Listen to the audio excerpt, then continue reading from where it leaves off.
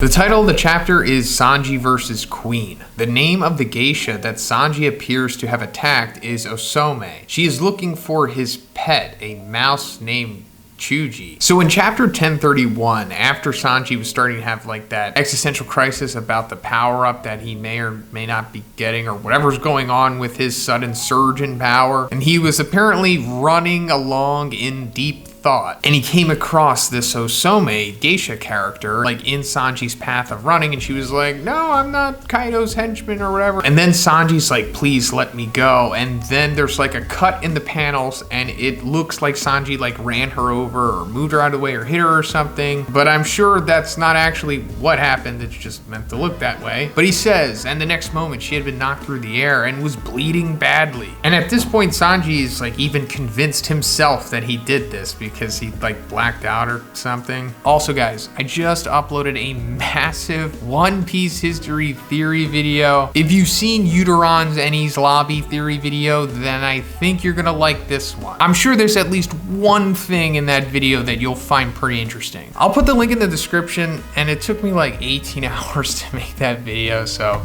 please check it out. Thanks, guys. Momonosuke seems to grab the clouds created by Kaido and pull them. All right, so that's pretty cool. He can manipulate Kaido's clouds. And it makes sense because I guess he is Kaido to some extent. I mean, he's like a synthetic form of Kaido, but it makes sense to me that like if Kaido can produce these clouds and so can Momonosuke, then I don't see why he wouldn't be able to manipulate them. I don't think it's like a blood type to the dragons. I guess it would be similar to like if two people had like a similar type Logia or something and they were both hot potatoing their element or whatever. But I guess this is going to be Momonosuke's way of deterring Onigashima from falling on the flower capital, because that's got to be like his big arc here. He's going to become Shogun at the end of this arc, so he needs to have like this huge defining moment signifying that he is truly ready to lead, and him saving the flower capital from Onigashima falling on them, which will not only just be a big thing falling, but it's also going to explode too. But that goes to Yamato's importance in this arc because she's going to be diffusing those bombs or just getting rid of them, or just the weapons that are going to explode or whatever. But Momonosuke doing the heavy lifting here, as he should, so I guess him pulling on the clouds here is going to stop that from happening. Queen can use all of the attacks of the members of Germa 66, including Sanji's invisibility. All right, so this makes sense too, and it's pretty cool. And why didn't I think that he'd be doing this sooner? Because it's heavily implied at this point that Queen either invented the proprietary software to turn the Germas into these cyborgs, and that's how Judge did it because he got it from Queen. I mean, I'm fairly confident that that's where this is headed because it gives more significance for Sanji to take him down. I mean, obviously it's all tying together here and coming full circle, but since in theory he does own this proprietary hardware and software, he'd use it for himself, right? So he's got all of the abilities. So this also kind of represents Sanji fighting the Germas again, but just in one person. So I like this. This is just typical great stuff from Oda. Always well done. Sanji responds to Queen's invisibility with high speed movements. Okay, so I guess this is like a faster Sanji, clearly, since he has had his power increasement. Geisha Osome enters the battle zone looking for Chuji. So is this like a real character here? Because like every other geisha in Wano besides Komurasaki has been like a red herring or something, right? And I'm just so used to Oda having like these expendable female heels in his arcs that fulfill this role like all the time. So if this turns out to not be that, wow, color me surprised, and I'm totally on board for where this is headed just because it's something different. After the death of Komurasaki, Hiyori,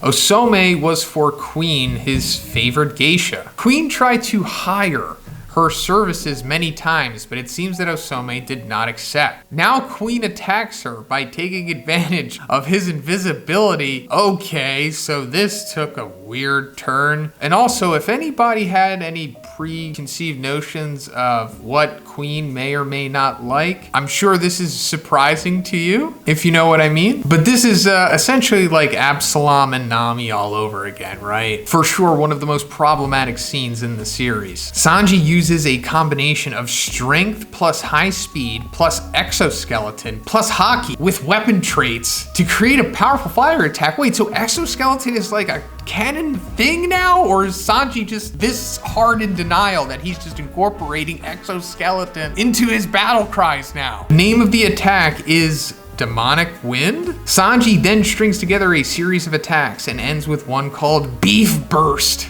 The chapter ends with Sanji attacking Queen with this attack, Beef Burst. So I'm not sure if this is leading to Queen's defeat here, because I never really know when Oda is going to end the fights at this part in his arcs. You know what I mean? It could end next chapter or it could end in 15 chapters. But it seems like Zoro is about to come to the final act of his fight against King, right? Now that he's essentially figured out what he needs to defeat him, in my opinion, it's just give Enma Conqueror Haki and turn it into a Black Blade, and then that's how he'll be able to get through the Lunarian tough exterior that King has. And if Sanji is either paralleling or mirroring or complementing Zoro at all in this battle right here, which it kind of seems like he is. I mean, they were even fighting in tandem at points. So if Zoro's fight is coming to an end, then maybe Sanji's is too. And as where Zoro's getting his Black Blade Enma, Sanji is getting whatever the reveal of this storyline is going to be. The truth of his hereditary power-up that he's receiving. Now, I personally think it probably has something to do with what his mom did. Like, she took some kind of liquid or something when she was pregnant and it only affected Sanji. And I'm pretty sure Oda said specifically that it only affected Sanji for a reason. So maybe whatever she did counteracted with whatever Judge was doing and it made like this new thing. So Sanji maybe gets all the benefits of Germa without any of the sociopathic drawbacks. So maybe what he's saying here with the exoskeleton is kind of just like an interim moniker until we get the full reveal of what's going on with him. So instead of Sanji getting Conqueror's Haki, I guess he's gonna get whatever this is. Not saying that that's off the table. Sanji very well could awaken Conqueror's Haki eventually, but I'm not really banking on it the way that I was with Zoro. Hey, if you've made it this far, maybe you'd be interested in following me on Twitter. I'm pretty active on there and I talk about all the new battle anime and manga stuff going on, all of the new spoilers and big news and releases and all that stuff, as well as just nerd culture and pop culture and topical stuff. Maybe sometimes I'll even try to post some crappy memes too to liven up your timeline. But if Instagram's more your thing, you could also follow me on there too. I'm not as active, but I definitely plan on being more active there starting next year. So yeah, please check out my other social medias. Thanks guys. And also, as for this Osome girl, she's important for some reason. It's gonna come back. And her Chuji pet mouse, that's gonna play into something. But my mind is just overloaded right now. I've just been making way too much One Piece content for the last 48 hours and I am just fried. But please let me know what you think about these spoilers in the comments, guys. And if you liked the video, please give it a like and please subscribe